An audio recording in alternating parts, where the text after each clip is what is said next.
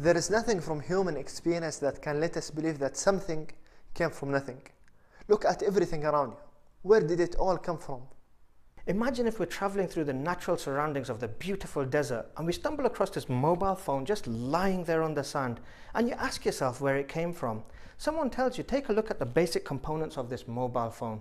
You've got the outer plastic and you've got the silicon chips inside. Someone tells you plastic is produced from oil and the silicon is produced from sand. And it's then explained to you that over the course of millions of years, the oil beneath the desert is caused to rise and merge with the sand, and through the heat of the sun and the heavy desert winds and strikes of lightning, these extraordinary events caused the creation of the mobile phone to occur. Just like that. Ridiculous, right? And it's ridiculous because everything about this mobile phone points to a design. It's too perfectly shaped and formed, and its features are too sophisticated for it to have appeared so randomly. Only Earth sustains life as we know it today. Everything that we know about Earth suggests that it was created to support life. The size of the Earth is immense, yet there it is floating in the universe orbiting the Sun. At the same time, it's tilting and spinning on its own axis. Just think, if the Earth was to go around the Sun any faster, we could break out of orbit and all life would end as we spun off into the vast universe. Likewise, if we were to orbit slower, we would be drawn closer to the Sun and burn up. If the angle at which the Earth is tilted was a few degrees off, then we would not have our seasons and we would suffer all sorts of disasters affecting the weather, crops, animals, and the food we rely on for survival. And what about the Moon?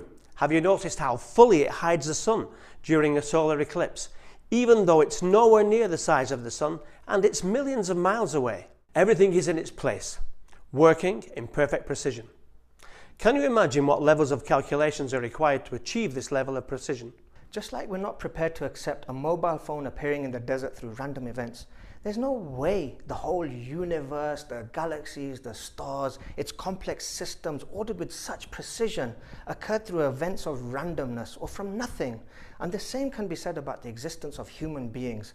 And this brings me to something that God says in his final revelation, where he says, "Were they created by nothing?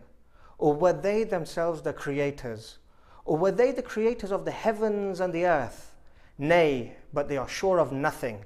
The existence of God is the most plausible explanation and a very rational conclusion from all other ideas. If you force yourself to sit back and think about how we got here and all the things that fit together just perfectly on our planet, it's just very incredible. Just our atmosphere alone, the reason we can breathe is because the nitrogen and the carbon dioxide and the oxygen just fit together perfectly. All the things from all the different landscapes, from the mountains to the jungles, to the deserts, to the oceans, all the different kinds of animals and different kinds of fish. You just have to come to one conclusion, and the conclusion for me and obviously many other people is that there's one supreme being or supreme intelligence that created everything.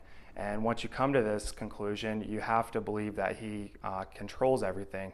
And for me, it's just very, very soothing and comforting knowing this. It's perfectly rational and reasonable to link what we see in the design and the reality of order with intelligence, power, and will.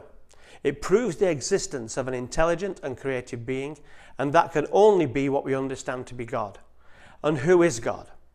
Well, we know about God through what God himself has revealed in his final revelation, the Quran. In it, God states, "Say, he is Allah, the One. Allah is the self-sufficient master upon whom all depend. He begets not, nor was he begotten, and there is none co-equal or comparable unto him."